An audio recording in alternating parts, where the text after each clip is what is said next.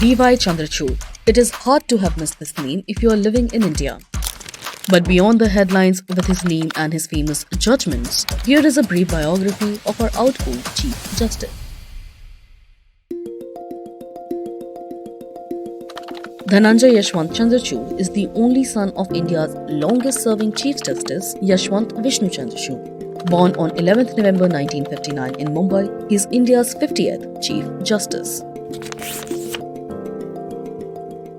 He was born into a legal and artistic family. DY Chandrachud's father served as Chief Justice of India from February 22, 1978 till July 11, 1985. His mother Prabha was a noted classical musician who performed on All India Radio. DY Chandrachud, or DYC as many call him on social media affectionately, attended Cathedral and John Connon School in Mumbai and St. Columba School in Delhi. He graduated with honours in economics and mathematics from Delhi's St. Stephen College in 1979. He went on to earn a Bachelor of Laws degree from the Faculty of Law at the University of Delhi in 1982, followed by a Master of Laws from Harvard Law School in 1983. He was awarded an INLAC scholarship for Indian citizens studying abroad and received the Joseph H. Beale Prize at Harvard. In 1986, Chandrachud completed his Juridical Science Doctorate at Harvard Law School, focusing his dissertation on affirmative action within the comparative legal framework. After a successful academic career, DY Chandrachud began his legal journey as a junior lawyer in a challenging job market after completing his studies at Harvard Law School. He worked at Sullivan & Cromwell before returning to India. Once back home, he practiced at the Bombay High Court and later at the Supreme Court, eventually becoming senior advocate and then additional Solicitor General in 1998. He was appointed as a judge at the Bombay High Court in 2000 and later served as Chief Justice of Allahabad High Court from 2013. In 2016, he joined the Supreme Court of India, playing a crucial role in the Judicial Collegium. In October 2022, he was designated the Chief Justice of India, assuming office on November 9, 2022. Let's look at the numbers during Chief Justice of India's tenure in the Supreme Court. In under 8 years, CJI DY Chandrachud wrote 597 judgments. He was also a part of 1211 benches. Among sitting Supreme Court judges, CJI Chandrachud has written the highest number of judgments. While most of CJI Chandrachud's judgments are in the service and criminal cases, numbering 125 and 116, he has also passed about 50 judgments in consumer and 75 judgments in civil cases. However, his most impactful judgments were written in cases dealing with constitutional issues, numbering 68. Let's take a look at 5 notable judgments during his tenure as a justice in Supreme Court of India. First, we have the Electoral bonds case, judgment date February 15, 2024. The Supreme Court declared the electoral bond scheme unconstitutional for violating the right to information. The court criticized the scheme's selective anonymity, which favored economically powerful contributors and undermined transparency. The judgment stated that other methods exist to curb black money in political financing, such as checks and electronic transfers. Financial contributions intended to influence policy do not warrant privacy over transparency. The court ordered SBI to stop issuing electoral bonds and submit details of encashed bonds to the Election Commission for public disclosure. His next big judgment is the Ayodhya Ram Janmabhoomi case, with judgment date November 9, 2019. The Supreme Court's 5-judge bench delivered a unanimous verdict in this case. The disputed land of 2.77 acres was given to the Hindu side for the construction of a Ram Mandir. The Muslim side was allocated 5 acres of land at an alternative site in Ayodhya for the construction of a mosque. The court acknowledged the Archaeological Survey of India's report, which indicated that a structure predating the mosque existed at the site.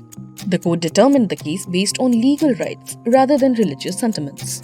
The central government was directed to form a trust within 3 months to oversee the construction of the Ram Mandir. Next is the abrogation of Article 370 of the Constitution of India, with judgment date December 11, 2023. The Supreme Court upheld the abrogation of Article 370, confirming it as a temporary provision and validating the President's power to apply Constitution to Jammu and Kashmir without the state's concurrence. It reasoned that Article 370 was only a temporary provision to ease the accession of the then princely state to the Union at the time of internal strife and war. The court emphasized that Jammu and Kashmir is an integral part of India and all actions by the centre in this matter are valid. The judgment directed that elections for the Jammu and Kashmir Legislative Assembly should be held by September 30, 2024 and emphasized the swift restoration of statehood. The court also mentioned that actions taken under the proclamation of Article 356, including those by the President, are subject to judicial review, and there are limitations on the power exercised by the Union government during such proclamations. The next is not legalizing same-sex marriage. Judgment date October 17, 2023.